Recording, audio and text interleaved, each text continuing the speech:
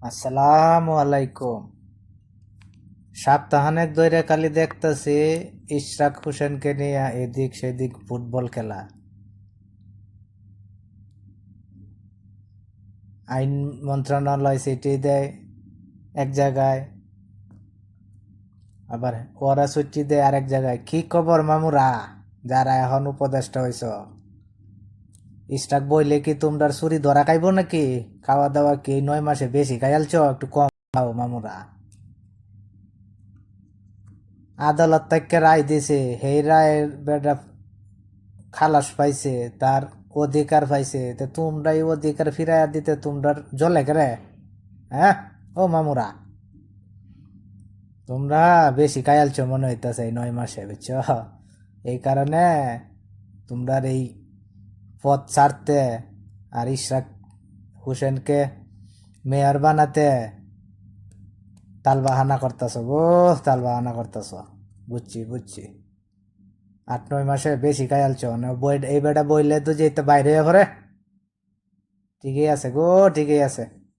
মামুরা যে ডে করো, দেশটার আর ধ্বংস কইরো না, বুঝছো মামুরা? একজনের তো কইরে শ্বশুর বাড়িতে গেছে, আর তোমরা কইরে যে কই যাইবা এটাও তো বুঝি না। যত কিছুই হইছে সোজা পথে আইসা পড়ো, বুঝছো? আর একটু কম খাও।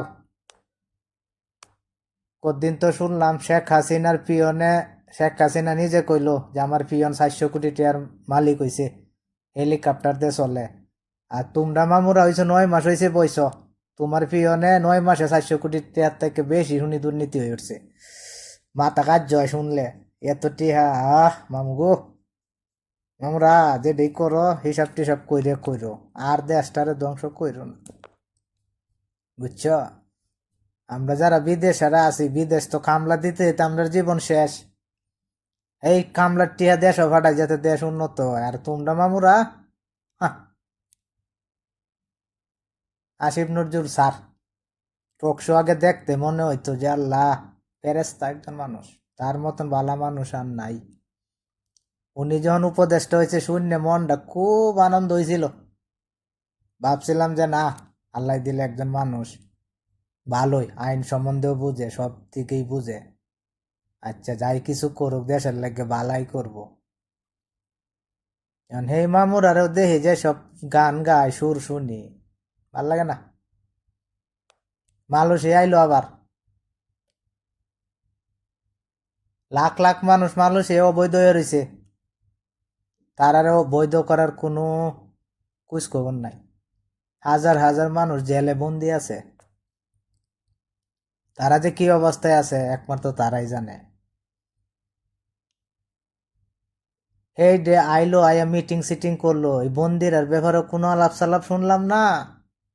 অবৈধ লোক বৈধ করারও কোনো সুস্বার শুনলাম না। তিনি আইসে কলিং খুলবো, কলিং।